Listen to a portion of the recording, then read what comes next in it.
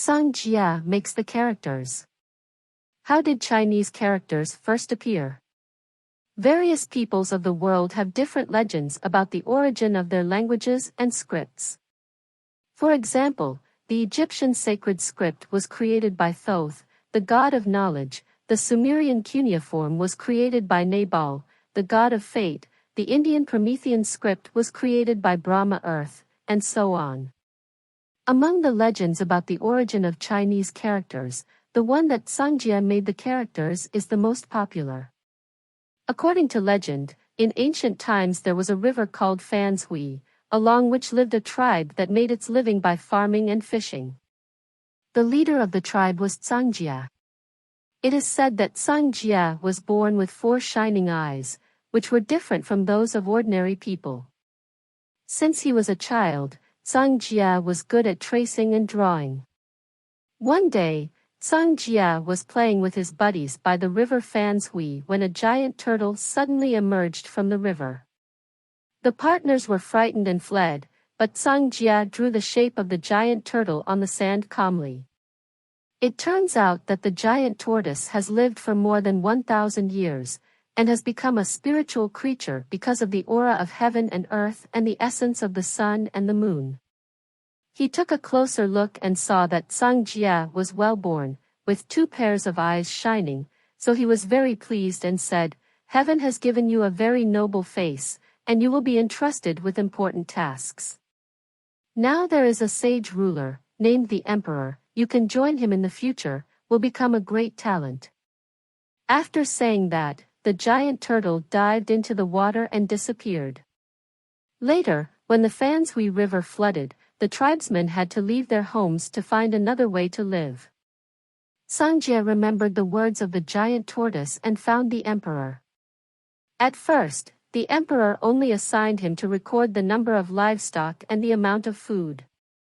Tsangjia did not mind his lowly position and did his best to do his job, rarely making mistakes. Slowly, the number of livestock and food gradually increased, so Tsangjia found a lot of ropes and recorded the number by tying knots in the ropes. But it was easy to tie a knot in the rope when increasing the number, but it was troublesome to untie a knot in the rope when decreasing the number. Tsangjia again thought of making circles on the rope and hanging shells in the circles to represent what he was in charge of. When there was an increase, a shell was attached, and when there was a decrease, a shell was removed. When the emperor saw that Tsangjia was very competent, he made him a historian. Later, the emperor and Yendi fought.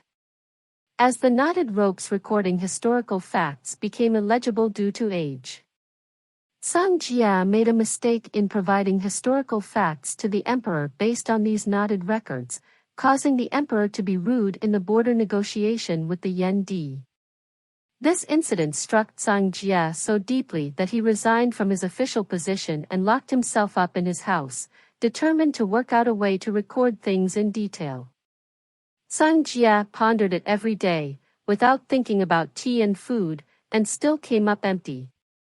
One day, he was standing under the big tree in front of his house, and a phoenix flew through the air, and the fruit that was idly in his mouth fell in front of him.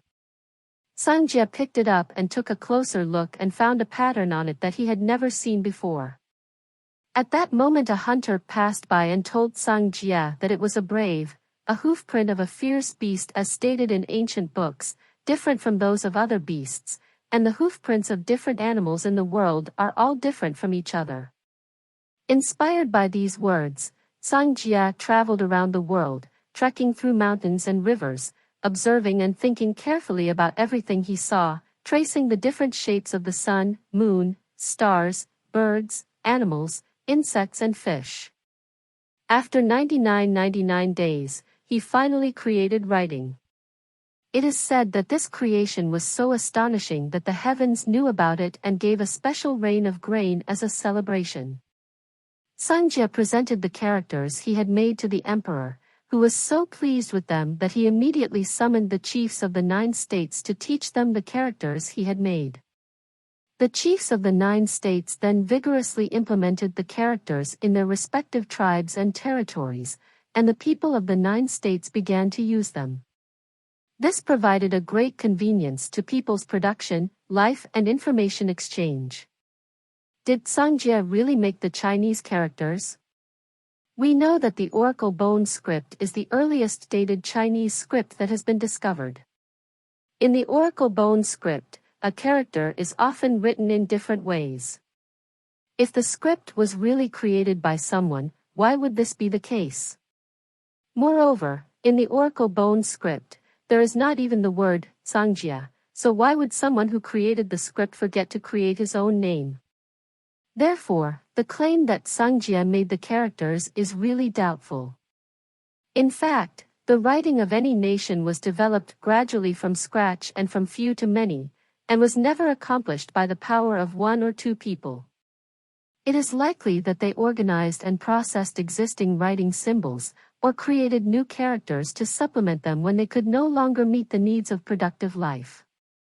Besides, is there really such a person as Tsangjia in history? In the ancient times, the names of the legendary figures were often given by their descendants based on certain characteristics, and one of the most important references was their deeds and achievements. For example, Shen Nong refers to the ancestor who started agriculture, Yu Chao refers to the ancestor who invented houses, and Sui Ren refers to the ancestor who first learned to drill wood for fire, etc. In ancient phonetics, Tsangjia is pronounced similarly to Chuangqi, which means to create engraved characters. If this is correct, Tsangjia is a generic term used by the ancients for the historians or other intellectuals who processed and organized the written symbols to form a certain system.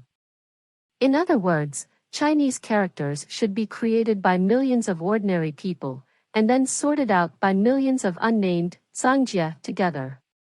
Therefore, although the saying, Tsangjia made the characters, is widely circulated, from a historical perspective, it is more of a symbolic representation, while the formation and development of Chinese characters is the result of the wisdom and cultural accumulation of the whole nation.